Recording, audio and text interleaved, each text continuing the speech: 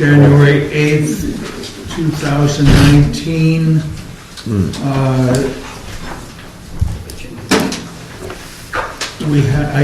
Does everybody have the budget in front of them? Good. So we'll start right at the top. Places we have the elected officers' salaries. They're down. Oh, because we probably will only budget for 2 elections this year. Last year it was 4. Instead of 4, so that's one that we know about and one that may come up, we don't know. So anyway, that's down. Selectmen's expenses, treasurer's expenses. And flatline. Any questions? Please, if you do have a question, just, has there been a sign-in sheet? Yeah, look at that. Okay, great. Town clerk, tax collector, and deputies' wages. The wages are up a little because we're trying to budget for the deputies' hours. We want to make sure she gets compensated for the hours she puts in. So we're putting in for 2 hours per week. Expense increase. Oh, and then the expenses, there's an increase because there's an avatar program, which is $3,000 that will facilitate our Tax credits. tax map. Yeah. No, Thank you. that's for our office. Hers is for the town clerk program. Okay, I'm sorry, the town clerk's program for taxes. Anyway, elections, registration expenses, we're down a little. Okay, financial administration, office wages, Questions? office expenses, postage, advertisement, accounting expenses, membership dues and contract fees, computer technology and support, registry recordings, that's down to OSTI, minute recordings, equipment repair and purchases, training, payroll processing, town report, bank fees. Any questions on that section? Yes, Sarah. When the next meeting is, or I suppose I can write out a right to know, it just says office wages. It doesn't say how many people, it doesn't say what their wages, what their statutory benefits are, and so on and so forth. Will that be available at our next meeting? I don't believe you get an individual line item. It's the same thing that was in the town report last year, so it'll be in the town report this year as well. Okay. But is it possible to have that before it comes out of the town report? Is it available before? I believe we can have that ready. For the next meeting? Which is the February 5th. For that's all the- town employees? Excuse me. For all town employees? For all town employees, for everybody's wage?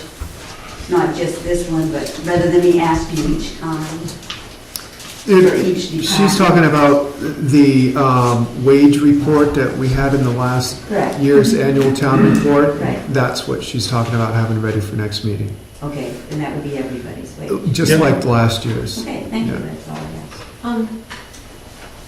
Can I Yes. can I ask a question? I'm going to back up to expenses under town clerk, just out of curiosity. So the budget in 2018 was 15,000. The actual in 2018 was not quite 9,000, and yet the proposed budget was double of the actuals in 19, and so that's, I'm a little confused about that. We know it's going up by $3,000, and that's for the Avatar program. And what you have right now are not all, the receipts are not all in for the end of the year. Okay, that helps, yeah. Dick, I've got a question too. Yeah, Just what's the nature of the accounting expenses? What's included in that? Under financial administration? Yes, That's Crane and Bell. pardon me? that's the Crane and Bell agreement that we just signed. Oh, all right. They do it, it was, what, 25, 22? We pay them quarterly. They help us out, keep us on track, No. supposedly. So that's through there. Our assessing, we, 40,000 proposed budget. Oh, our proposed is 80 for this year. It's 80 because every 5 years, we have the town revaluation, so that's already in capital reserves, but we have to show it on the expense, but you'll see it on the revenue side coming back out, because we Okay. already have that money.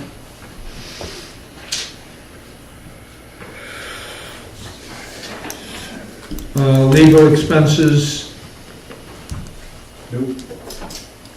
yes. Just a question on that.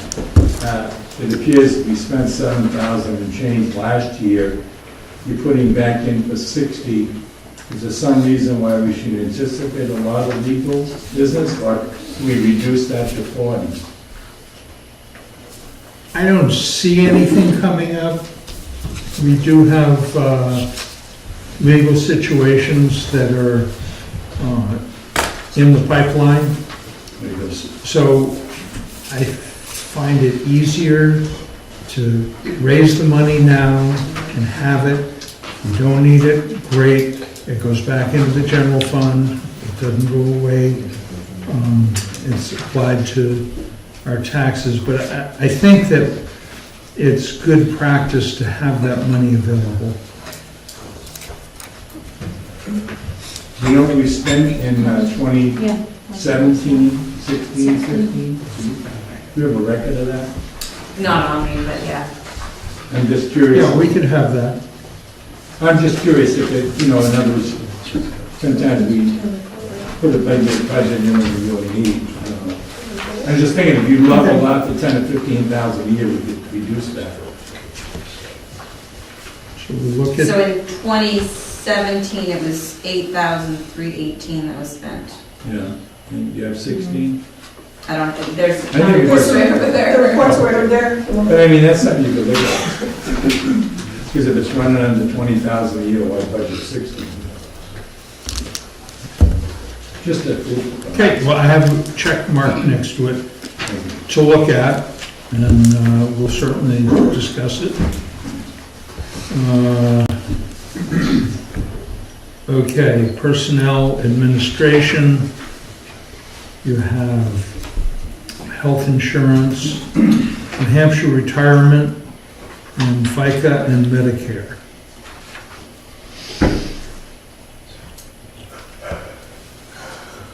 And will the per person amounts be in that report that you're getting as far as the benefits with the salaries? Can we break that out? So the cost of the health insurance will be there, but it will not be applied to the individual person because of privacy, yes. Sarah? Yes, are we paying out any, I forgot the term you called it, negotiated fees out to people that aren't taking? Negotiated reimbursements, That's the word. Is that in here? that's in there. Okay, thank you. Could you please elaborate again on negotiated reimbursements? It's been confusing and it would be helpful, I think, at least to me, to clarify that. Okay. So we offer health insurance to our employees. If they have insurance at another, say a spouse has insurance, they bring in their billings, whether it's monthly, yearly, whatever it is, and we will reimburse them their share of that towards the other, as long as it's lower than what our cost would be if they chose to stay with the town's offering of health insurance. So that's not a mandatory requirement. What brought you to the decision? Absolutely not. This is not anything mandatory about it. This is our way of doing it with our employees to try to balance out if they have, as I said, a spouse or insurance from another situation. They're in essence losing a benefit of town employment.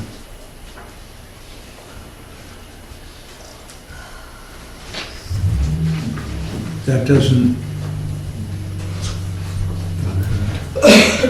There are other companies that hire people without providing benefits and if. okay, So this is separate from. so that. this is, Yeah. this is just our way of doing it. We're trying to be fair to our employees, and this is one of the ways we try to be fair. And it's a cost-saving measure for the town. Yes, it is. Oh, it is, Jerry. I can see it more as a cost-saving measure for the town so that you encourage someone to take insurance from another company. That's right. Exactly. Jerry? You referred to it as a negotiated arrangement, but the way you described it, it's more of a calculation than a negotiation, is that correct? Yeah, I would say that's an accurate description of it. So all employees would be treated at the same calculation rate? Any employee who had insurance from another source would be treated the same. So that sounds more like a town policy than a negotiation, which I think is better than a negotiation, but just for you. Well, I think it's not really a negotiation, as you point out, but it's not a straight line. It's whatever portion of the other insurance that they would be liable for. Now, I can give you what we project this year's savings to the town will be. I think it was $38,000. By doing the reimbursement, we're saving about $38,000 on our insurance bill. That's the town's part of health insurance. Yes, Jerry. I didn't have any problem with the policy, it was just the word negotiation sort of threw me. Okay. Because some employees would negotiate better than others. And No, you're right, it's not a negotiation because they have to just come in with their, billings, whatever it is from their other insurance. And part of it is to prove to us that they do have insurance, because we don't want anybody out there without insurance as part of the whole deal. So they have to, establish that they have insurance, and then and we can figure that out from a bill, what their part of it will be. So two things. It would be really helpful, I think, for everyone reading the budget to include that line that says this is an anticipated savings to the town of. It will be in there. Okay, great, because that's really helpful to know what that really means. And you might want to reconsider the word negotiated for something that doesn't imply that I get to negotiate something different from. Yeah. And the name of the That's the name of program it. is a health insurance reimbursement program. And so he was describing that there is a negotiation where you have to verify what your outlay of expenses are. Yeah, that's a little And it's- confusing though. You're right, it is. Yeah, and I'm- But it's the health insurance reimbursement program. But it's also not a fixed price. It could be different between people as insurance That's- policies are right. different. That's- So that's why you Exactly. probably have the word negotiate. That's true. It's Yeah. different from each family, I mean, whatever, As we don't, insurance company. insurance is different for everybody. Yes, Just a comment, I think it's very fortunate that people who work for municipalities, schools, and so on get this treatment, because there are many people in this building right now that own businesses, and I don't think that, I have talked to many businesses in the local Mount Washington Valley who feel that they just can't afford to do this type of thing when a person already has insurance. So I think that, even though I think they feel their employees are valued employees as well, that isn't part of their program, because in the private enterprise, they just don't do it that much. That's my comment. that's your opinion.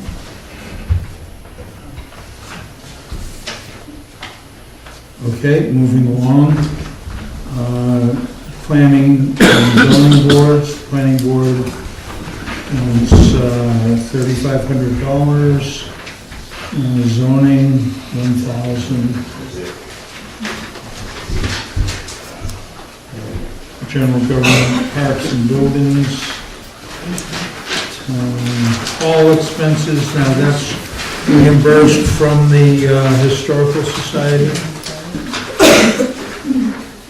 Ms. Atwell, I'm sorry, what?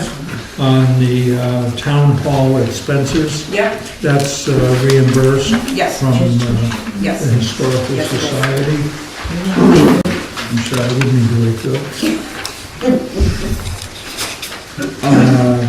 Town parks, utilities, 25. Old library went over, so we're gonna raise a little bit more. We're also at the old library, we're gonna try to install a lock thermostat, because we've had a problem with the heat being left on, so we're gonna try to lock that in. 45 degrees. 42. Miser. My door blew open last Keep night. moving. Crazy. Okay, old library, miscellaneous town, expenses, cleaning, phones, copier, oil, electricity, security alarm. The security is we have to pay annually. Cemeteries, Linda asked for some more. It gets spent on mowing, but they would like to have a little cushion there for repairs. There's things that go wrong at cemeteries, so it'd be nice to have the money to be able to repair them. Insurance.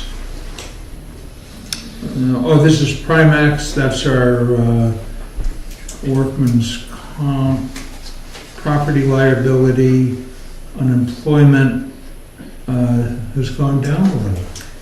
It wasn't going to, but today in the mail, we got a notification of, basically, they call it like a premium holiday. Premium holiday. It's basically like a rebate, so it's going to be applied to 2019, that's why we're down. And that means our group, as a group, saved them some money and they passed that along to us. And that was $2,000, right? No, 8,000. That was that's what we got today, Yeah. the notice on, okay, that's the whole amount, great. Nice. So that offset any increase for this year. So that was good. Okay, building inspection. We have the building inspector's wages, building inspector in expenses, training, administrative expenses, and then there's septic system design review. And just to clarify, that septic system is Burr, it's not Kevin. 'cause Right, there's that goes to Burr Phillips, who is our acting town engineer. So I have a question.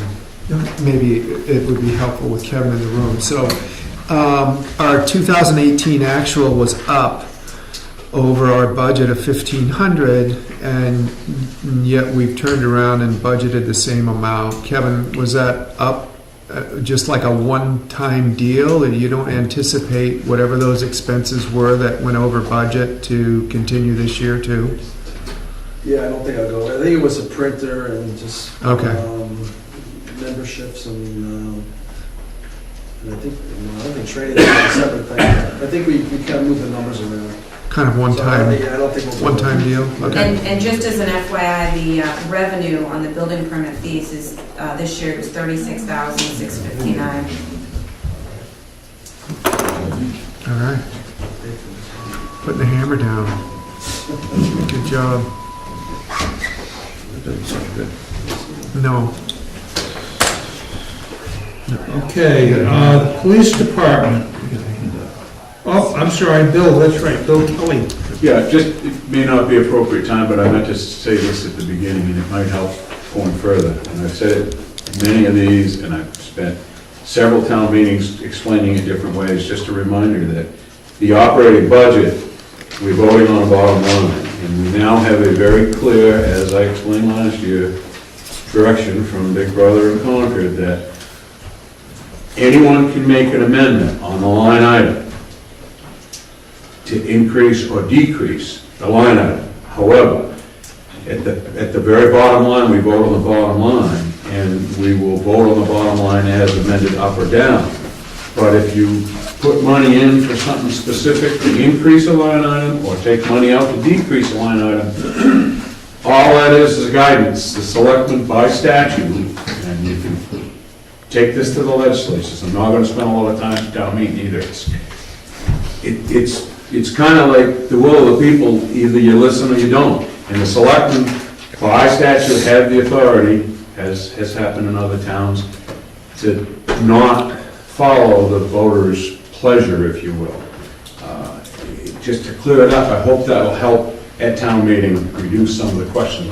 And once the line item, I'm not the line item, I'm sorry, the The bottom. total budget, you cannot, again, you can't overspend that. So Right. if money taken away, But we you can can find it, but you can move money around in within any that line budget. item you want as selectmen.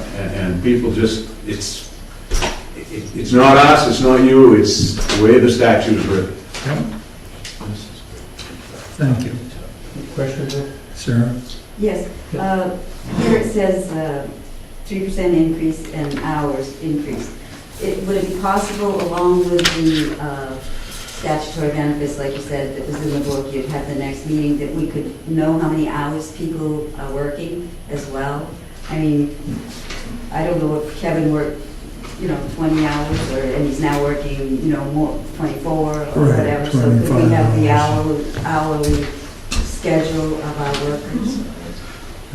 Or, a good salary, we would have to work 32 Yeah, hours. you want a correlation between the salary and The work. work.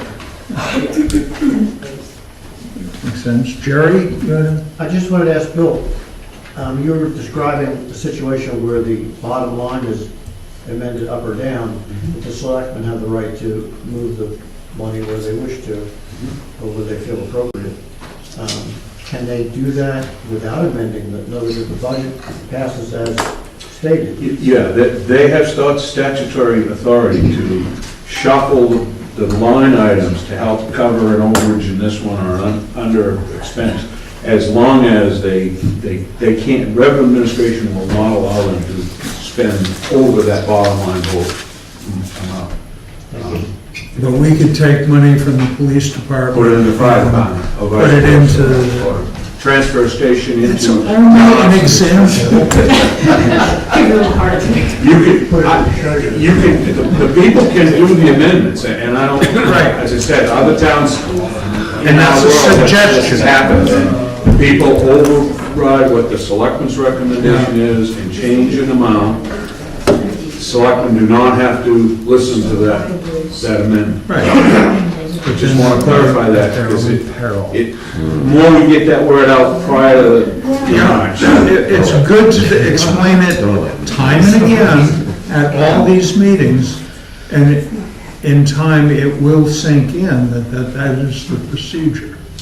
So it's really a recommended vote, basically. It's like a straw vote, you know. It's, revenue administration, as the administrators here will tell you, over the last 15 years, they've collectively combined and changed laws to simplify their job, and if they had their way, you wouldn't have the breakdown, like, they would love to have you combine even more of this. You're right, they want everything pushed together and just 800,000.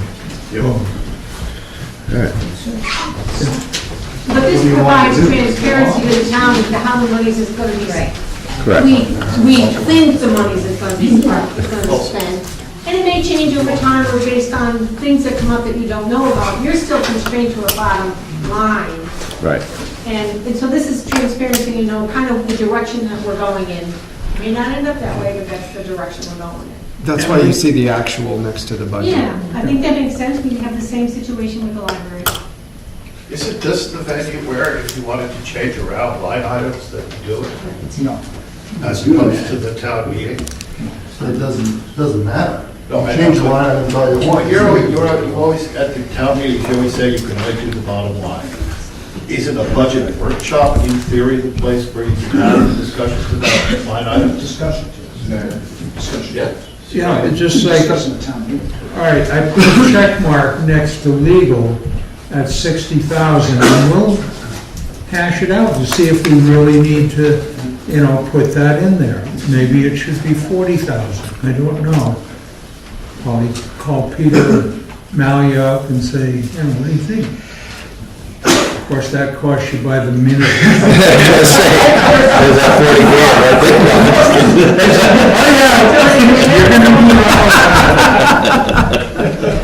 But anyway, no, this is the place that we do that. This is exactly the right place to have all that discussion. That was funny. And so then I was going to move into the police department, and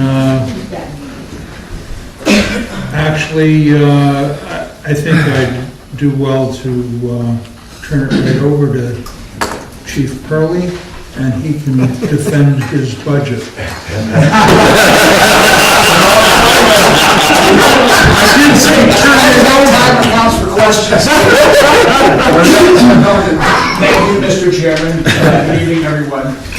For 2019, as you can see on the worksheet, the budget increase request is up 21% in total, $51,354. I can tell you that the entire increase is in wage, which is actually labor. There is no increase in my operating budget in any other area. I've moved some money around to kind of smooth the curve. There was a question asked last year at town meeting about overages and underages in lines, and I didn't really like the makeup of the budget, but we had kind of an edict from the selectmen, 0 increase last year, and I didn't change anything about it, we just replicated it. I changed some things about the reporting because I didn't like the way it was reported. Those changes you'll see, it's really just titling. Supplies and operating expenses was the old category. The new category is supplies and consumables. Operating expenses is too broad.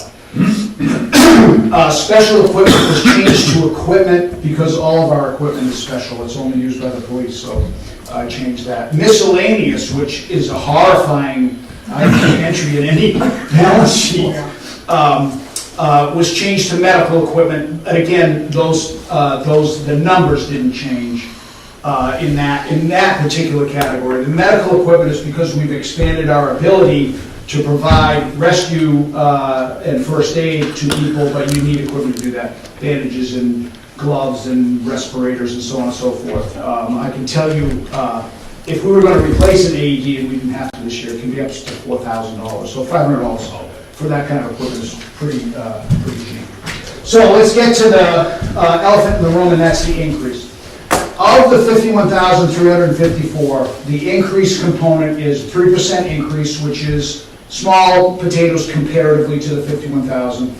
$9,275 for call expense, and then an additional fleshing out of a part-time position to cover more hours for the year. And this is why.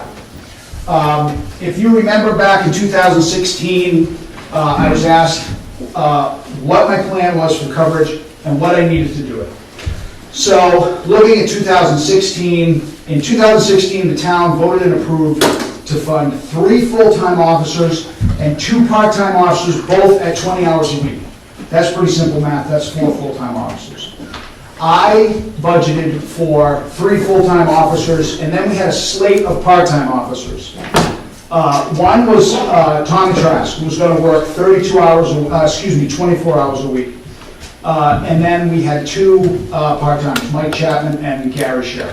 So that would have fleshed out that 40 hours that originally was 2 20-hour part-timers. Tommy Trask was almost immediately after he got hired by me, was hired by the State Forest Ranger Service.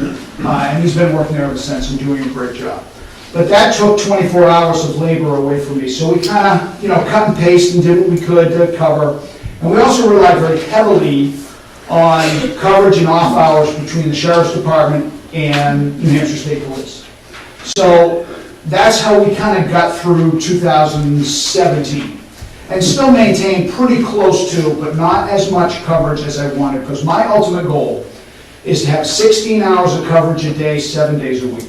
So that gives us 2 8-hour shifts, or 16 hours of labor. It's not necessarily 8 and 8. We usually have a 1-hour overlap in the middle for shift change, roll call, transfer of information, and sometimes help if there's a call coming in. So we were pretty close to the 16 hours a day and kind of percolating right along. And then we had a substantial change in not the relationship between State Police, Sheriff's Department, and Jackson, but the labor dynamic. State Police had a substantial labor shortage out of the barracks in Tamworth, which is our barracks, Troopy. They had 24-hour coverage 7 days a week. They had to reduce their labor force so that they were off the road at midnight 7 days a week. So that was huge because those midnight hours were a big help. Because then we didn't have to have people on call, we didn't have to have people go out for like a false alarm or a nuisance alarm or a bump in the night. That changed, and that displaced call and call costs to the Jackson Police Department, which we now are on call 7 days a week, 365 days. But that reduction in state police labor taxed the Sheriff's Department, because the Sheriff's Department's statutory responsibility is for communities without police forces during those overnight hours, and that's Eaton, Chatham, Albany. So those 3 towns, their primary response, and the rest, they rely on the other departments and state police. Well, once state police disappeared, any department that didn't have 24-hour coverage, and there's only 3 in the county, Sheriff's Department became primary to those in the off hours. So it really had a substantial domino effect. We lost the state police coverage, and then the coverage we also rely on got diffused to those other areas. So that was a real problem. And that was about a month and a half that we had to work, basically, between the 3 of us, Ryan and Nathan and I, be covering 7 days a week, 24 hours a day for several weeks. So that gave me a real big concern. That gave me a concern along with the risk that when you're that lean, if there's a sick out, an injury, family medical leave, or some other kind of labor shortage, now you're down to 2, and now 2 people are trying to cover 24 hours a day, 7 days a week. So I was communicating with the selectmen, and I said, look, I want to propose a full-time position to round it up to 4 full-time, and we now only have 4. We only have 1 part-time officer, so we lost Tommy Trask. But Mike Chapman, who was also one of my part-timers and was available for one of those 8-hour slots when he worked in Bartlett, he had a substantial change in his life. When he was in Bartlett, he worked 4 10s and he had 3 days off a week.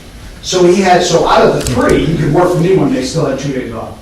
Well, he has now worked for the Sheriff's Department, which is a 5 and 2, so he lost a day off. And he's, flourishing with the sheriff's department and committing to that, and has less spare time.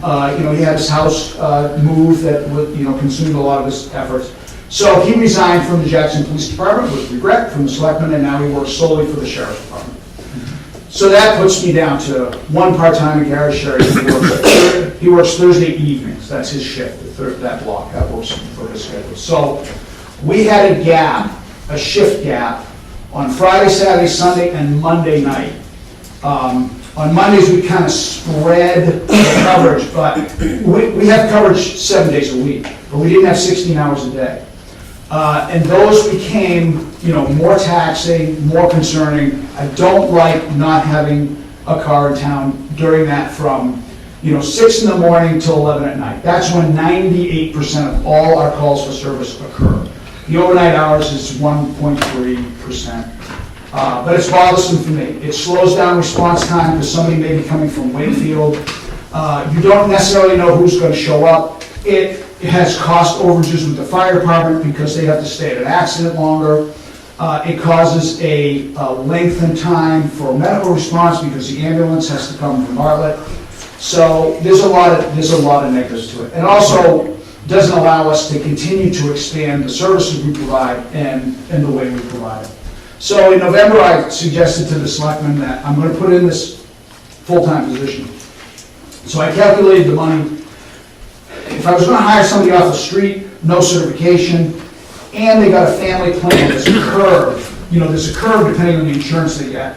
The cost variance is 82.1 to 88.1 down to a low of 64.1. And that would depend on if somebody took a single plan versus a family plan, whether they're certified or not certified, because there was a little bump up for certified. So I sent that proposal to the selectmen for those various reasons. And 2 or 3 weeks later, I hired another part-timer. It's George Walker. He retired as a lieutenant from Conway. He's a full-time certified police officer. He retired from Conway and he works for the Emergency Management Office in Oxford County. He's also a fire captain. He's also a medical first responder. So I was able to recalculate the cost of a full-time position. When I say full-time, it would be a maximum of 1,664 hours in a work year, and that would fill those shifts Friday, Saturday, Sunday, and Monday night. We're no longer restricted to 32 hours a week. Those of us that are Group 2 recipients, but also myself, Staff Sergeant Groupie, and George Walker, it's now an aggregate restriction. So we, after January 1st, we have a lot more flexibility, and we can expand to a 40-hour week, a 32-hour week to cover gaps. So that's a big plus. That makes him really a value-added package. So that cost, his cost, is substantially less than that gross high of 88.1, and even the net low of 64.1. So again, 9,000 of that 51 is call, then there's 3% increase for staff wages. So we're really talking about $37,000, all kit and caboodle. And he fit my Chapman's uniform, and that was a big plus. So again, a total labor cost, we're really looking at about $37,000. But let's talk about the $51,000. That cost is a 13-cent impact on your taxes. It would be if you had a $300,000 house, and if you do, tip of the cap, because I don't, that's $39. So for $39, if you got a really nice house, then we're going to have that be back to, which was the plan, 16 hours of coverage, 7 days a week, very well qualified staff, and we can continue to do the things that we've been doing. I talked to the ambulance service, I talked to Bartlett Fire, I talked to Jackson Fire, I talked to the Chamber of Commerce. I'm getting good feedback. People like what we're doing. They like how we're integrating with the other services, and I think we're heading in the right direction. If I'm not, feel free to say so. But this is the lowest amount of money for the highest amount of talent you can spend. If you own a business or ran a business, it's really an inverse cost variance, because usually you have a talent, you have a pyramid, and you have you have a talent here and a cost here, but we're flipping it because the person's full of experience and well-trained, but because of the anomalies associated with being a retired officer but still a viable certified officer, you have lower costs but broad qualifications. When you hire somebody off the street, they don't know anything. It requires more supervision, which is cost. And, they may be looking to leave once they get their feet wet. This relationship is the opposite, and the benefactors are everybody that lives and visits our community. So that's the cost. It's certainly not free, and it's not, a reimbursement coupon, but it's the best labor you can get for the least amount of money. And I think the community really needs it. I think it really needs it. I don't like having gaps in the schedule. It puts everyone at risk, and I don't want that. So that's my So we're story. gonna have 4 full-time. Okay, thank you, guards. chief. Do we have questions? We're gonna have 4 full-time cops. Correct? Yes. I think that's what he's proposing. Yes. So how many people live in town? Do you have 1,000? Hundreds of us. Hundreds. Well, I just want to remind everybody is that in 2016, that sounded like a good idea because everybody voted for it. You had 3 full-time, and you had 2 20-hour-a-week part-timers. So we're only doing more, and we're not asking for any more people. However, the question about residency is valid, but I want to remind you, we police everyone, visitors and residents alike. And you cannot identify and staff a police for any emergency service based on a census. By saying there's 1,000 people here, that doesn't tell you what your demand is. Your demand is, what do they need? Do you want the vigilance in the neighborhoods? Do you want the property checked? Do you want programs in the community? Do you want people to show up if you fall and hurt yourself, or there's people injured on the ski trails, or if there's people wrecked in the notch? If we are not here, it's not about amount, it's about coverage. If we are not here, no one else is here to help them, and that bothers me. Okay, Bill? 2 quick ones. So you're saying that with this budget as proposed, you will have Friday, Saturday, Sunday, Monday evenings up to a reasonable time with coverage? Yes. And that would put somebody on the street available till 10, 11, 12 o'clock at night on the weekend? Yes, if we add this position, we have 16 hours of coverage, 7 days a week. And is it, I've been told, like I say, it's in, you might be able to correlate this, but Bartlett has now joined the ranks of losing in the last year officers to other towns at substantial money plus reimbursement on training, as wages, is that? What Willis is mentioning is what we refer to in the trades as the Carroll County Cop Swap. So you hire a police officer and you send them to the police academy, which is 16 weeks of lost labor, plus you pay them, you have to pay them. Expense, uniform, equipment, training, and other towns will kind of lay in wait and they'll be cash heavy. And people sign training contracts for this experience. And it's anywhere from 12 to 15,000 is usually the cost of the buyout of the contract. The other towns will be like, great, here's your check, 15,000. They get a fully trained officer and they take them. Now, that won't happen here, and I'll tell you why. I picked the right people. Pardon me? They're retired. But I picked the right people. They come here because they want to come here and they want to work here. Also, our prevailing wage is less than all of the departments in Carroll County. So how do we get them to stay? Well, we treat them well, we inspire them to work, and they're not signing training contracts. That would be a risk with that person at 82-1. Because you'd have to come up with some contract. I would have a contract, it would be probably 15,000. And the benefit of the retired police officers is that a young rookie officer who wants to cut their eye teeth in the police trades probably is going to be less professionally satisfied here. That's the best way I can put that. They are going to leave because they think the bright lights in the big city are right down the street. I'm not hiring those people. I have one, Brian. He's staying because he likes it, because we treat him well. He does a great job. Because we treat him well, and he does a great job. He's a native. But you're right, it's extremely expensive. Bartlett has lost 5 people to the buyout. Just in my recent memory, and I know that because 3 of them I bought when I was in Conway. But Madison just lost 1, Wakefield lost 2.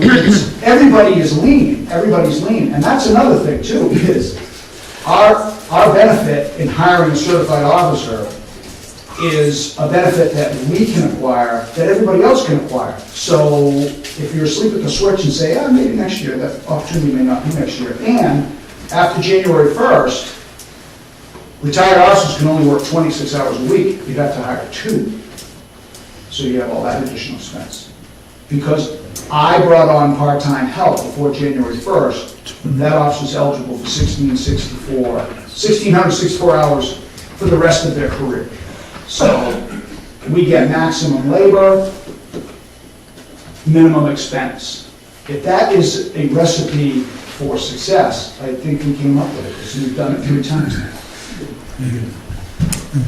So, when we saw the proposed budget increase under police, we challenged the chief to defend that position. So this isn't the first time we've heard this logic. It's not always fun to see a budget go up by that amount, but when you look at a pay rate increase from a stagnant budget, that's like $5,800 right there is what that represents, and then you've got the explanation. And I think that the defense that resonated with me as a selectman is that I do think that the coverage provided in the town is something that people feel serves the town well, and is something that we want to keep. And so that's what I'm betting the majority of people are going to express at the town meeting. It's situations that aren't necessarily under our control, like state police cutbacks and sheriff departments shifting around. I don't care if it's a state police officer or it's a sheriff's vehicle that's parked out here when I come home from a late night at work at 9 o'clock at night. It's comforting to know that we have that level of coverage, or actually 10, 11 o'clock, whatever it is.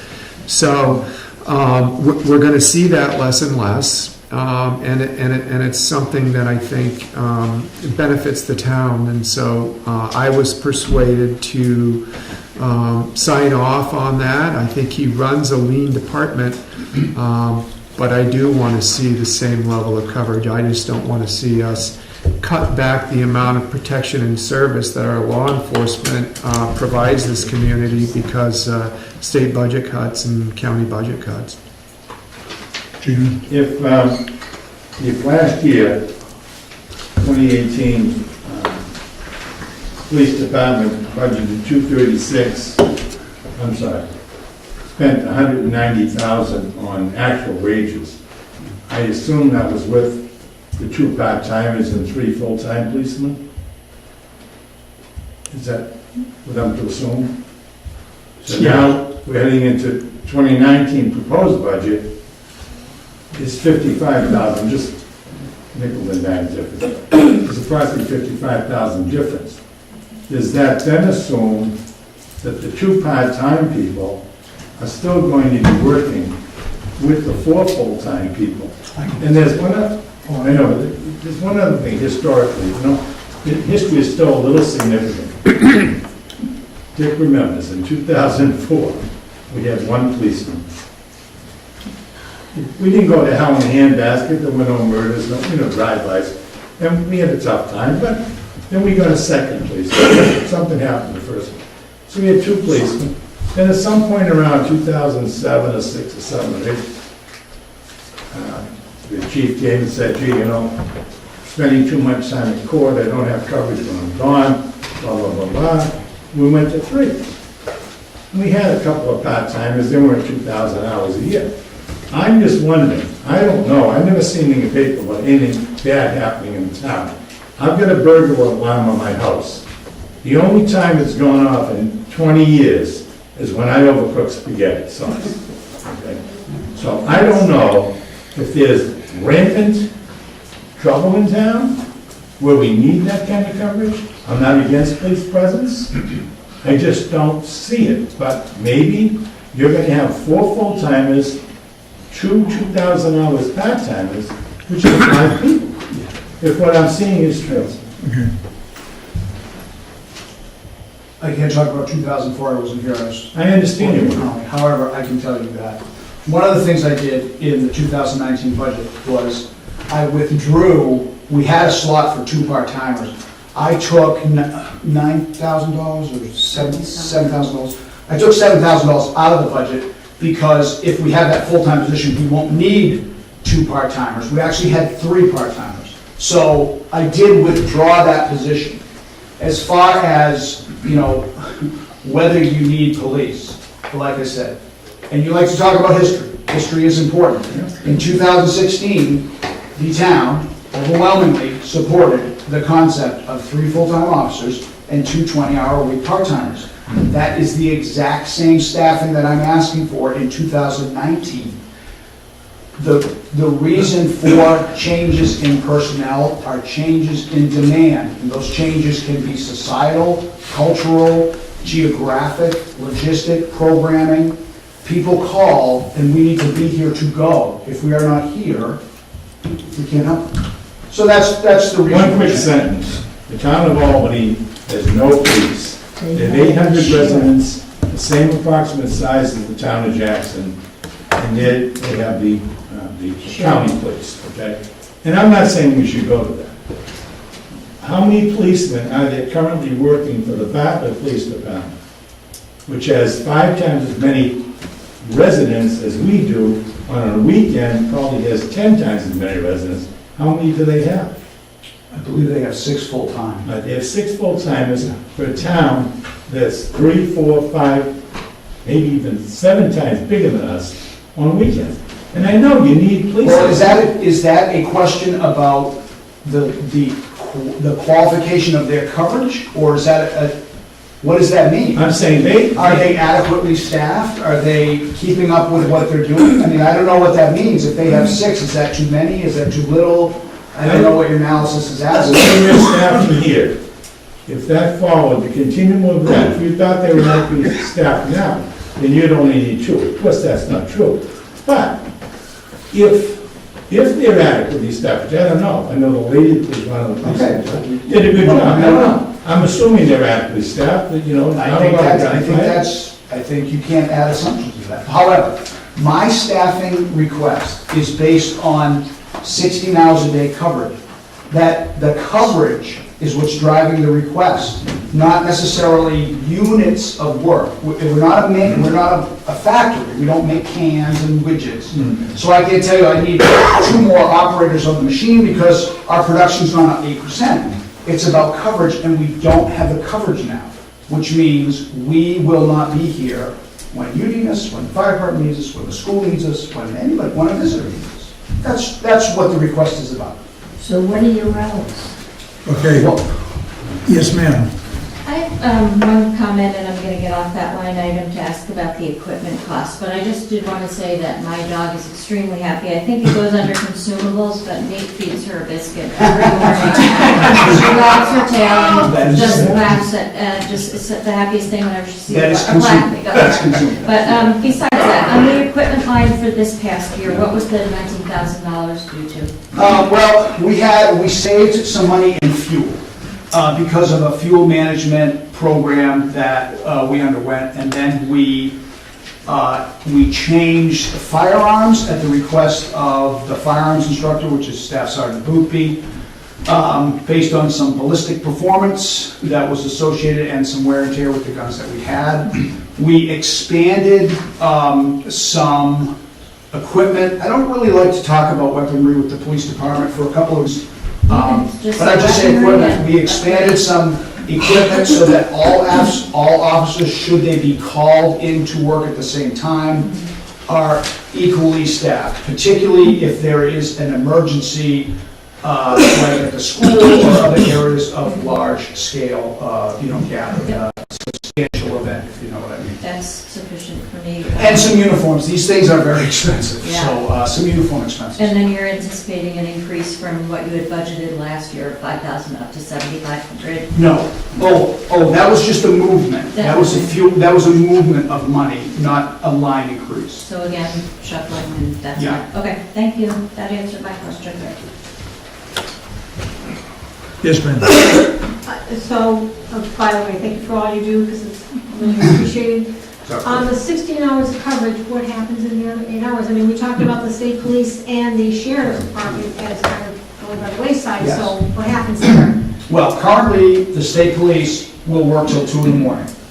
We cover call from 2 to 5. Now, there's a buffer hour on each side, because if they are not within an hour of the call, they look at our list, and they'll call the on-call person an hour before or an hour after if they can't get here. So our core call is like 2 to 5, but we kind of have a buffer. So the officer has to be available to come to work from really 1 to 6. So we cover traditionally 6 in the morning till 11 at night. There can be some modifications depending on officer needs sometimes, but also community needs. If there is something going on that I want to have a bigger overlap, like we've got the march on the 19th from 1 to 3. So instead of having the officers come in earlier, because it was going to be 10 to noon, we might come in a little later, and then we've got an overlap there. So, but traditionally, in a perfect world, it would always be 0600 to 11 o'clock, to 2300. The sheriff's department works till 11. They will not cover our call. The sheriff made that very clear when the state police labor shortage occurred. At the Carroll County Chiefs meeting, he said, "We are not going to cover call in any community that has a police department. That's your expense." Because now their demand got higher in those other areas. So you're basically on call on the off hours? Oh, yeah. We have been since I think it might be May or June. A Jackson officer has been on call every single day since then, and I anticipate that it will be. I do have an assurance from state police, they don't think they're gonna slide back to that off thing, but they are really, really struggling with recruitment and retention, so. So you're gonna have people on call from 11 to 7, from 6 in the morning? No, we have people on call, the core call is 2 to 5, because state police stays out till 2, and they will come up. Now, if they're not available, they're gonna call the on-call person, whether it's whatever time it is. They have, because when we sign off at night, we tell them who's on call every night, so they know. Thank you. All right, Roger? Yeah, I just wanted to make a comment is, it seems to me that some of the cost increase is due to reductions in state. So the state is reducing its costs while increasing the cost in the town. Yeah, it's a bit of a downslide. You know what I want to say, though? I don't want to say anything negative about the state police. I have nothing negative to say. But what I would like to remind everybody is we have been the benefactors of our relationship with state police and the sheriff's department for many, many years, at least since I have been chief. We work seamlessly, they stop in, they cover our calls without complaint, we share information when they do. And that's been at 0 expense. Our call expense didn't start till about May. So, for a year and a half, for 18 months, we were kind of riding their coattails on the cost. So now it's our time to kind of step up, because as I said in 2017, Jackson is nobody's primary responsibility but ours. So when their dynamics change, it's going to change for us, and that's exactly what happens. Okay. Thank you. Ambulance is flat. The ambulance service will remain the same. It's level funded. Yeah, it's tires. Yeah, oh, the tires are not flat. Tires are not because of level funding. I think I said that right, second time. So now we'll go to fire. Fire wages, fire code inspector, that's money for Goody, I guess, to come in. Gas and oil, excuse me? Are we still hiring Goody? When necessary. I thought So when we got a full-time fire chief, he did his job. Goody is really a resource for any fire chief because he's very knowledgeable in all aspects. If you look, we only spent half of the money because that half is technical assistance for, the very difficult projects, basically. Probably Dana Place was part of that too? Yeah, Dana Place, Wentworth was the big item Wentworth, this yeah. year. I mean, there's always stuff that- Wentworth elevator, there's always stuff that comes up that, the elevator at Wentworth that, you need assistance from somebody on, We all don't know it all, so, that's what that is. I mean, next year seems is appearing to be much easier. There's no major projects. Dana Place has got to get finished up. I believe Wentworth elevator is 99.9% complete as of this week. It's almost completed.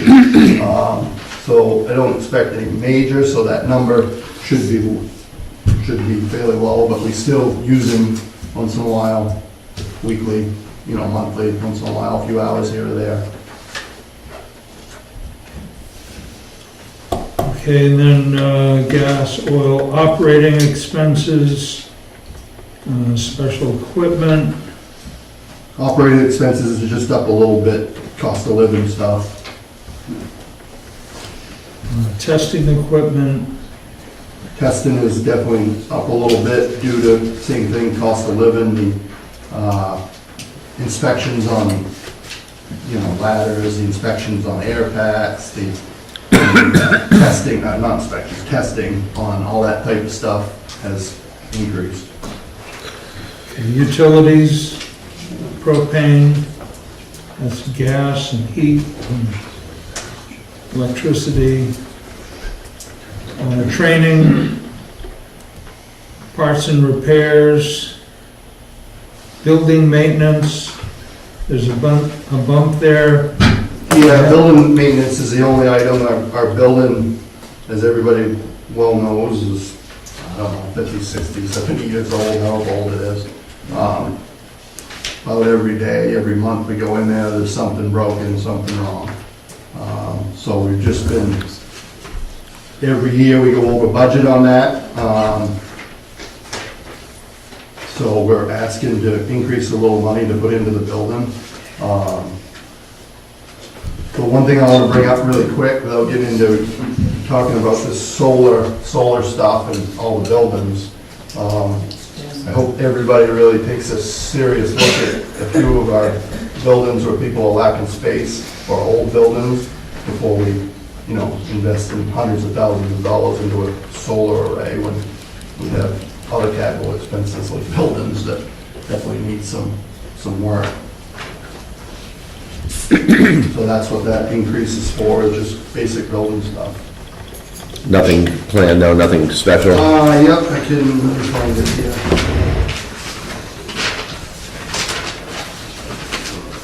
Let's see. Building maintenance, there's always painting stuff, that's front of the building, side of the building, some painting inside that we tried finding somebody on the department that was willing to maybe paint at a much better rate than hiring a painter. We didn't have any luck with that. So there's a little bit of painting to do. We've got a couple $1,000 there.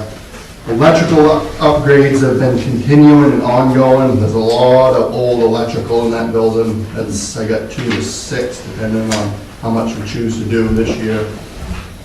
There's a rotted outside door. There's 2 of them. We replaced one this year. We plan on maybe replacing another one next year. The roof that's going to be over the generator area that's planned and inside the old salt shed, that's pretty much on its last leg.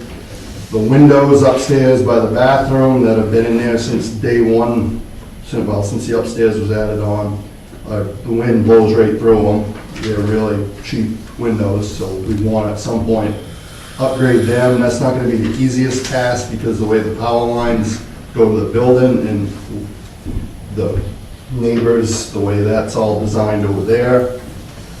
We replaced one garage door last year that basically fell in on top of some people and a vehicle that was in there doing testing. So there's one more garage door that needs to be updated that's been there since the 70s.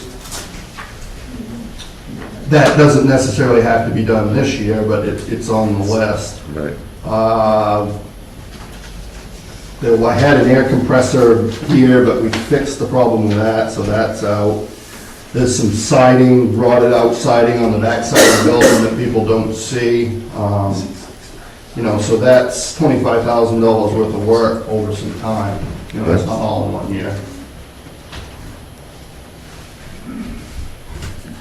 Emergency communications, the Tyrol station, is it upkeep on the batteries? Hold on, let me find mine.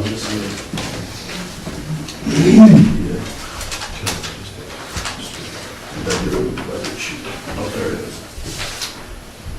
Emergency communication is a line item that we have to have there. If Tyrol, our radio system on Tyrol goes down or have issues, that's what that's about. Every 5 to 7 years, we have to replace the batteries up there. That's a big expense. That's coming up maybe next year, the following year. Me and Kevin were just talking about that the other day, that we've got to work on that, look at that. That very rarely does that get spent, but it's, that radio system goes down, we're done for, the ambulance is done for, but the fire's done for. So we have to have money available to fix whatever breaks up there, such as radios or solar panel or any of that type of stuff. So that's what that is. Should we be putting money into an expendable trust for that? Well, so far we felt that 5,000 would always get us out of most binds and talking with Osprey Mountain Electronics. I guess if you didn't want that 5,000 in my budget, I guess it could be in an expendable trust fund anyway, and then Then it could it carry could over. calculate, add up. I guess that's something we could look at if people felt that was the way to do it. It's definitely not a bad idea. I guess if you didn't, you could have years where you didn't tax that money if you had money that was sitting in there, yeah. Right, we wouldn't have to raise it, so maybe that, okay, we'll look at that. Does I've- Bartlett contribute to that? Excuse me? Well, if we had a problem, Bartlett would pay 50% for sure. We've had some issues in the past on that, but that's been solved since. So yeah, Bartlett Fire pays 50%, we paid 50%, and then the ambulance uses the radios basically on the fire department's budgets. Bill? Just a comment, I made this last year at budget meeting, and I'm sure there'll be some sad faces when I say this, but You get a free. I think before we really spend a lot of money on maintenance, we need to look at that building. That's a town building.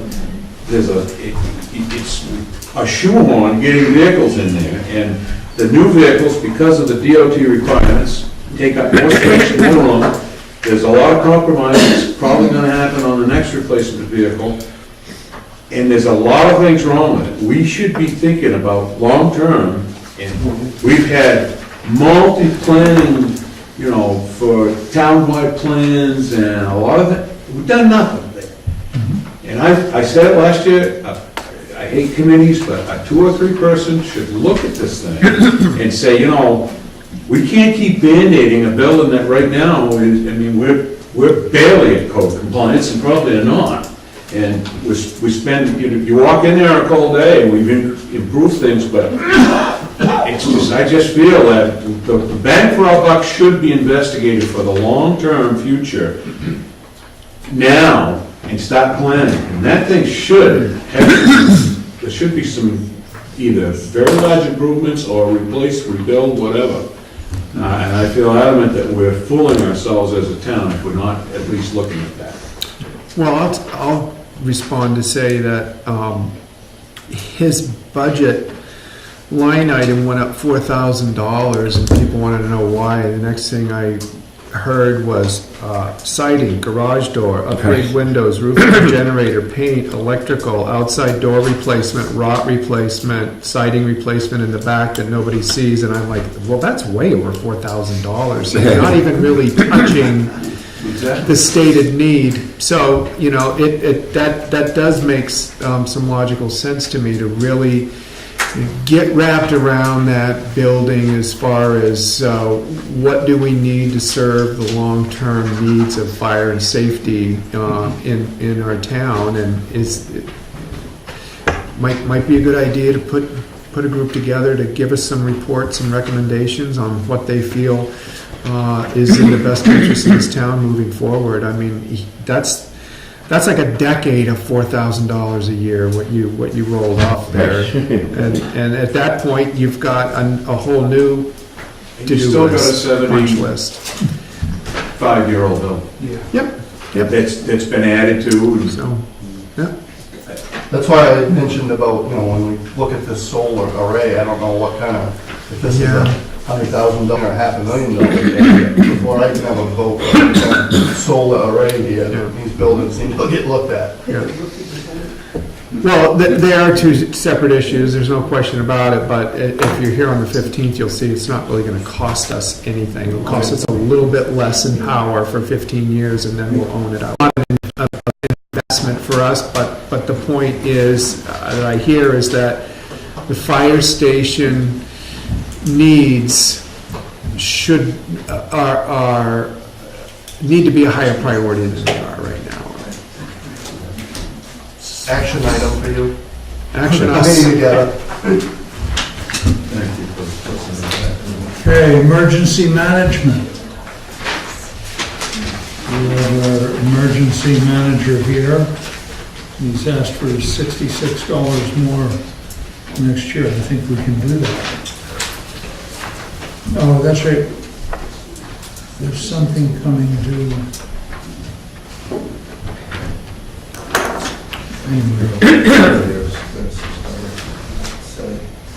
Emergency management health officer wages, health officer expenses,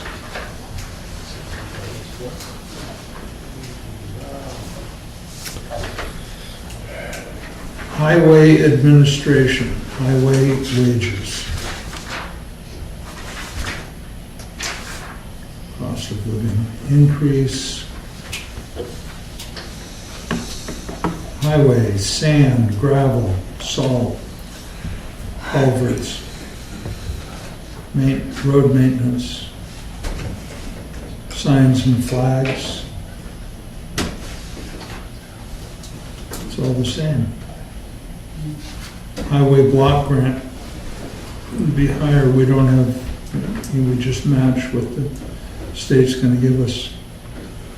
Sand was up. We certainly used some sand and salt this year. Then we'll go to street lighting. There's not much we can do about that. That's with the power company. Those, they charge us per light. I think it's a flat rate per light. They're clipped right into the transmission lines. Can I ask a question? Yes. Back on the highway, I wasn't sure we were done there yet. It's, 20-some thousand dollars under budget. Are all the expenses in for 2018 already? No. So it will be closer to what the actual is now? Or will it be over, or is it going to be close? I don't know what's gonna come in. Okay. Yeah. Shouldn't be over. Okay. For which item was it? You- Just the highway budget all Just the alone. departmental I don't know, budget. yeah, there's more. Well, Pat was saying it's not gonna be over. The budget to actual is down by 20. Okay. Thanks. Okay, street lighting, okay, solid waste disposal. Wages are up a little. I just lowered the health insurance there because for several years, I don't get a lot of information on those employees, so it consistently had been lower, so I lowered it. Okay.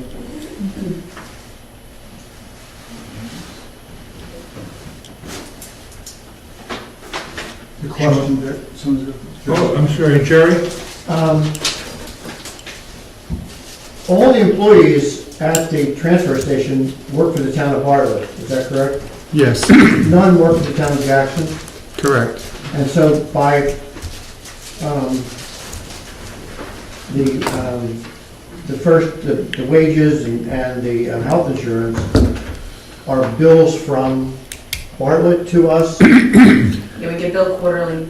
Okay, so that's not, we're not paying the health insurance, those are It's just, our- invoiced items from Bartlett. we pay 25%, Right.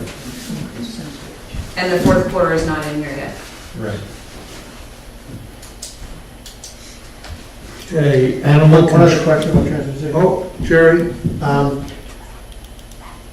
I don't know if there is any, but is there any revenue from recycled items right now? I think aluminum is generating a little something. Cardboard. How are they shown on our budget? I believe all that goes into their joint, to the joint operating account that they have over in Bartlett. Right, and then it's reduced from the operating account, and then we pay our portion of what's left for operations. Okay. So, and you're correct to ask about it, because we keep going through our meetings wanting more and more information from Bartlett. You know, it's like they want to keep all the facts and figures to themselves, but as we have asked, and I think at the last meeting, I asked for, I can't remember one of the, and it was like, oh, no, it was the monthly. Anyway, she says, well, you've never asked for that before. And I said, no, but we're asking for it now because we're trying to catch up. We're trying to, keep track of where our money goes. So we're working on it. One other question, if I heard you correctly, the only recyclable that we're actually making money on is aluminum? I'm not sure if we're making money on cardboard, but it doesn't cost us to. Yeah, because I contribute a lot of cardboard. Yes, you do. To the transfer station. I always ask about how that's going. And that's one item that they're able to actually sell. But the transfer costs, trucking, exceeds what the value of it is generally. And on that same vein, the recycling of the compressed plastic, as I understand it, is going to be shipped to Michigan to make park benches, possibly, which is a lot better than going in the ocean. So whatever it costs to truck us, for us to truck it there, in terms of cost, is okay. But in terms of carbon cost, the carbon usage of trucking stuff that far needs to be a consideration at some level. The other thing that I understand, gas is being crushed and used to cover landfills because they're required to cover landfills at night to keep animals off. The broken glass keeps the animals from walking on it, as I understand, if that's correct or not. But as I understand it, it's correct. An alternative to that is to buy a crushing machine that actually crushes the glass to a powder or sand consistency that then has other uses. Is a crushing machine something you've considered or would consider? It's called a pulverizer, and it does pulverize glass, and you put a bottle at a time through this thing, and it went up in Lancaster, and it works very well for them. The problem with just crushing glass with a dozer or something like that and using it to cover anything or for a road bed or whatever is that does not crush the glass down to a level that it must be at in order to be used, because you've still got sharp shards by just running over something 20 times. So what are we doing with our glass? Well, we don't have a pulverizer. A pulverizer is about $20,000 up there. And so right now, we can't pulverize it. So I understand we're stockpiling it unless someone like Pike comes along and wants that we give it to them, that we're happy for them to take it, but that doesn't happen often. There is a contractor that will come in with their equipment and pulverize what we have. I don't know what the costs are on that. But our latest thing was to buy in 4 containers so that we can keep things like cardboard, paper under cover, so it is a marketable product. Which I think is intelligent. Well, so we're trying to sneak up on this stuff. And this may be inappropriate, but I'll say it anyway, or ask it anyway.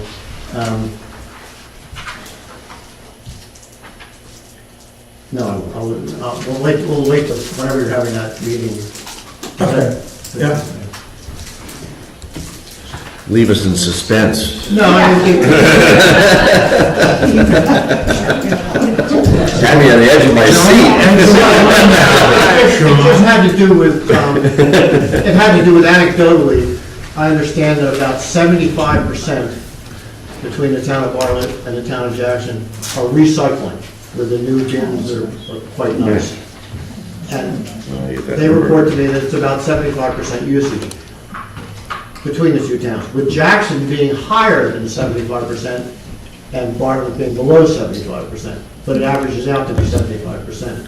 So I think that's pretty good. We're doing well. Yeah.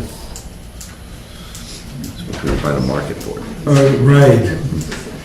Animal control, that's just another aspect of what we have to have funding for. Public welfare, seems every year we have a little bit on the claims for that. We try to be prepared for it. We certainly don't have a lot in town, but as the story goes, somebody could get off a Trailways bus out at the covered bridge, walk in here and demand services, and we have to provide them. So that money is there just in case. Library. We're up a little bit on the library. I believe they would like the librarian to go into, is it 30 hours a week? Well, it's going to be 32 hours per 32 week, hours. which would be the normal work week, mainly for administrative work for the increase. Yep. The library usage has been increasing year after year, and we haven't really been increasing the hours that the librarian manage. And we've hit the point where we really have to do that increase. So I just did a quick calculation. In 2010, we had 7,700 plus people come into the library. 211, I'm sorry, we had like 9,500. 2011 was a year, first year that this new library was in full swing. And we had 95, almost 9,600 people. This year, we had 14,000 visitors to the library. And we haven't really, we've increased a little bit of open time, Sunday hours, but we really haven't increased the hours for the staff. So they're a little overwhelmed, and we really need to address it. Okay, I think that's a totally justifiable increase, and certainly have no problem with it. It's the same logic as the police. The more we stretch our staff, the higher burnout rate, and just the less Right. efficient and effective people can be. They're right on the, I mean, they're a wonderful staff, and we couldn't ask for better people to be there. And we are over using them and having them get stressed out. I hear the board is hard-working board, too. I just know that we love our Cracking the staff. whip. Yeah. Okay, Conservation Commission, they should be getting a little money. They get the money from change of use. Operating budget, culture and recreation, the film for the meetings. I think that's going really well. Yes? I think this would be the opportunity and the time to ask if the town is thinking about putting back in so we can get Channel 3 or the community channel from the cable again, because I find that missing out on meetings of other towns, school board meetings from the Conway district and that. Okay, this is the first I have heard anybody ask for that. Well, I think we asked about it at a couple of other meetings, just regular selectmen's meeting about having it reinstated. Plus, it would allow students, we miss out on anything that's happening in Kennett, or, any place where they're filming the students and putting it on that channel. And like I said, one of the main things I miss is the budget or the selectmen's meetings in other towns, and also very important, the school board, the district school board, SAU 9 meetings. It's very hard to always get to all these meetings, and that's not on TV anymore, so, and I think that's important because go to. Okay. Let's see, Parks and Recreation, no increase. That's for the Bartlett Recreation Department that we support because they take care of Jackson's students within that program. Debt service, bond interest on principal, the TAM. We didn't use. Agents to expend, okay, so there's the end of our budget.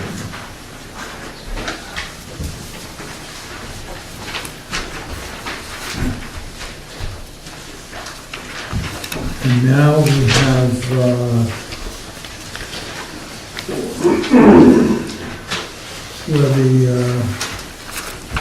the warrant articles. We're doing that tonight? Yeah, I don't know if we were doing that tonight or the next one. We should do that next time. Yeah. Shall I read through them at this time? Not complete, right? It's not. I mean, No. we're not going to really tell. I'll read through it. Here we go. Yeah. Fire, so this is the recurring capital reserve fund. Fire truck, $80,000, putting it aside. Road reconstruction, $65,000. Highway truck, $50,000. Bartlett Jackson ambulance, $10,000. That's coming down because the idea is to re-chassis the older ambulance that they already own, put that box on a new chassis and get another however many years out of it. in good shape. But the box is still very viable, so that request has come down. Okay, heavy highway vehicle, 30,000, police cruiser, 15, reval for the town property, 8,000. Any questions so far? Good. Recurring expendable trust. Transfer station. State aid for reconstruction. Bridge repair. Now that's going up to raise our part of what we're going to owe. I can't remember who asked about Joyce asked about. So we have $1 million project coming ahead. We're gonna be liable for just over $200,000. So we're trying to raise that money ahead of time. There is some money in the bridge repair expendable trust, and we figured in the next 2 years, $75,000 a year will cover all our expenses. Okay, dry hydrants, $5,000. Police department, $3,000. Fire department equipment, $3,000. Maloon Road groundwater maintenance, $1,000. I have a question on that. When does it run out? I thought it had run out myself. Yeah, I checked with that, I've asked them, and they said it's going on indefinitely. And now they're saying it goes on in Forever? perpetuity. I'm wondering, what happens if we don't? Who's gonna come in and say what? I mean, we have proved I can't remember when we closed down the dump up on Maloon Road. And they have 4 drilled wells, I think, around it to try to look for seepage or, nothing. We've never had a problem. There's nothing going on. So but anyway, we're going to raise the money for the testing, but we should probably search out when it could end. Well, when you call Peter Mellia and you ask him about reducing the legal budget, you... Yeah. That's what's going to And he'll happen say if no, we stop. but I'll fight it in court. Okay, recurring social service. Children Unlimited. Tri-County Community Action. Gibson Center. White Mountain Community Health. Conway Area Humane Society. Starting Point. New Hampshire Human Services, Northern Human Services, okay. Eastern Slope Airport. Chamber of Commerce, fireworks. Chamber Beautification Project. Okay. New generator for the fire department. Again, that's a 50-50 cost share. We have to raise the money, all of it, and then we get half of it back. Okay, the Crossroad Bridge. $872,361. Whoa, that's a big number. And then you'll see 80% of that on the revenue side, so it's not as bad as what it looks. Cemetery fence. They're trying to. They're taking out of capital reserve funds, so you're going to see that on the revenue side too. So it's not It's no not money. coming right Yeah. in. Okay. It's a Dundee. Dundee, right? The solar project, we have no number because we're going to listen, see where that may go. Pay as you throw, same thing, we don't have the number. We're really looking to see if it's of interest. The same with the solar. We're just trying to find out if it's worth pursuing with these contractors, the solar, Because you don't want to make them jump through hoops for numbers and then go, oh no, we're not really, we just wanted to find out. So we want to see some real interest. Anyway, there it is. Those were the warrant articles. Any other, yes? Can I just ask you the first, the $65,000, the second thing you read off? You said the fire truck, and then you said, Oh, Road reconstruction? road reconstruction, thank you. 65,000. Did you get one of, I mean, here, this sheet's available.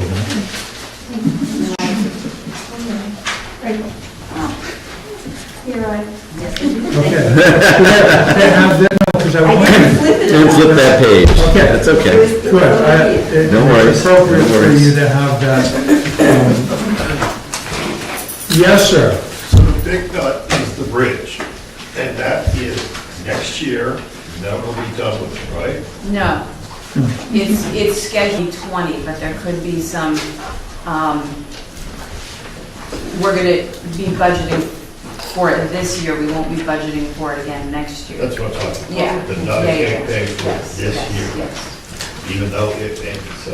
Right. And are we, like, I have come from a town that has a fixed, prefixed cost. I mean, they sometimes get expensive after they start getting billed. This one, Are we locked into that? I mean, it's 800, 200? Boy, I know that. we're locked into the state of New Hampshire. I know that. Our cost, it's pretty finite. We're getting some pretty good engineering figures back, so, I have a natural yeah, I have to. suspicion of the cost of bridges. Any good contractor knows you run it. What's that? Contractor's gonna go right to the edge. Change order for the desk, I understand that. But we're budgeting for it this year, they can't build it the next year. And we're looking to have Everything will stay with that number. a line of credit to cover our part of it before we go. Because that's, you know, So it's almost good. 3/4 of your capital expense. All right. Jerry, Have you computed what the total effect of the total budget as presented, how it will affect the tax rate? And as part of that question, some of the unreserved capital fund to offset some of that. yes, we will. We have those figures. So if we didn't use any fund balance, which we always do, the projected increase is 21%. Yeah. And can you give me a ballpark of where, I know you said, where is the unreserved capital fund balance roughly? Well, so this year, in 2018, we retained, based on the, when the tax rate was set, we retained 648,000, but right now I found 941,000. Just under a mil. Yeah. And what, no, I don't, you don't, I was just thinking about what percentage of our budget that is. I know how to figure that. No, well, the figures on what the whole budget increase will be with the infusion of money that we have. I guess more of my question would point towards, have you arrived at what you feel comfortable with as a balanced budget of the unreserved capital fund, as a percentage? Yeah, I believe it was 12%. Yeah, so it's kind of confusing because this is projected all the way I through till understand. next October. I understand the fiscal number. Yeah, so we revise the revenues every September. So most times more revenue come in than what we've forecasted for. So usually we have, 250, 275,000 to put towards reducing the taxes. Thank you. Yes, Pete? Yeah, did you hear about any increase? I have her, That's what I, It's okay. right, well, let's all show up at the school meeting. All right? With torches. Come on, promise me. See you there. All right, I think close the meeting. Make a motion to adjourn. Second. All in favor? Aye. Thank Thank you very much. Thank you for coming. Good job.